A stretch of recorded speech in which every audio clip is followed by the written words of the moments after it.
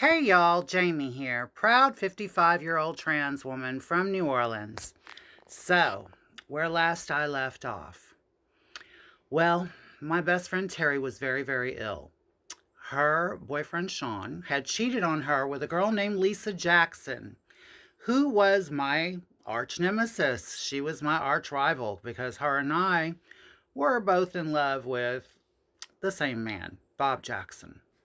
Okay, now we're kind of all caught up.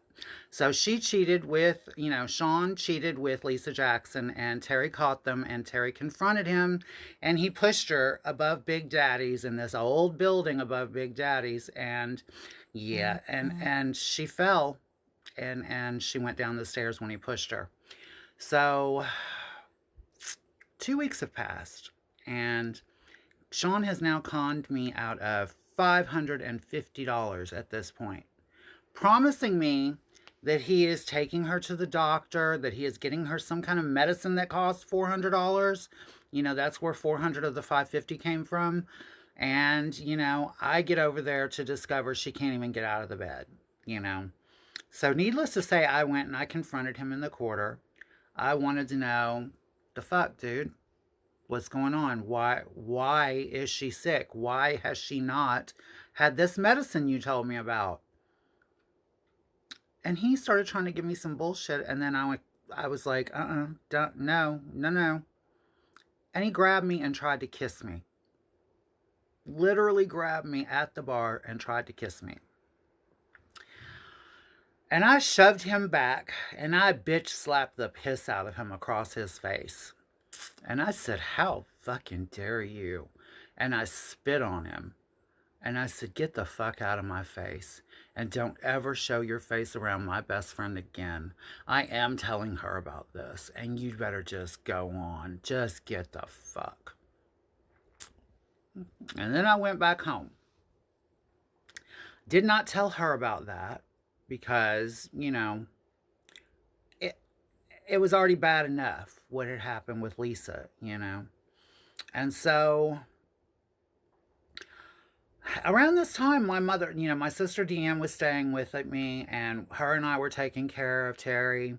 And we had to, there was another instance of sending her to the ER in an ambulance because she was throwing up and throwing up and throwing up. And they sent her back again in Charity Hospital in New Orleans. Said for the second time, oh, it's some kind of stomach flu. Keep taking the medicine. It'll pass. It'll get better. So we're like, okay. We're like, okay, I guess. Just keep taking the meds, girl. And so, yeah, my mom and I were in contact around this time, mainly because of my sister Deanne staying with me. I think that's the main reason me and my mother were on speaking terms around this time. I had one of the kids she cared about under my roof, so, I'm saying that, but honestly, it was what it was. My mother, yeah, my mother is a whole other subject. So,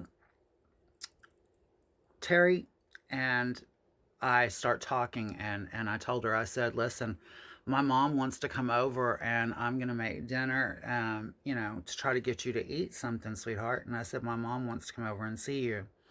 And so my mother came over that evening, you know, and my mom was like, ooh, Jamie, she said, that child is like not doing well. What is going on? And when I told her that they keep telling us at the hospital that it's a stomach flu, she was like, wow, that's a really bad stomach flu. So, you know, it wasn't but another day or two after that Terry started crying to me. And she told me, Jamie, she said, listen, I'm not getting any better. I don't know what this is, but I'm not getting better. And I want to go home to my mom. Her mom lived in Houston. Coincidentally, in the same apartments where my mother used to live, the same apartments where my mother was living when she threw me out at 14 years old. That's where Terry's mom lived. And so I wanted to take care of her, right? But, she's my best friend. She misses her mama, and so, yeah, I got her a ticket, and I took her and I sent her on her way to her mom, and I saw her off and sent her to her mom, and I went out after this one night, and I had worked that night, and it was probably about, I think it was 5 days, 5 days after Terry had been back at her mom's house. And I got home from work, and there was a message on my machine from Terry's mom. Jamie, please give me a call. So I called her. She said, you need to make plans to come here. I came home from work, and Terry slipped into a coma. And if y'all want to know what happens next, y'all know the routine. Whew. This is a tough one, but be here tomorrow, and I will too. And the story's not over. You don't know how it turns out. So you don't know the rest of it. So I hope every one of you stay around. And I love you all. I love you all for watching. And I love you for the comments. I'll talk to you later. Bye-bye.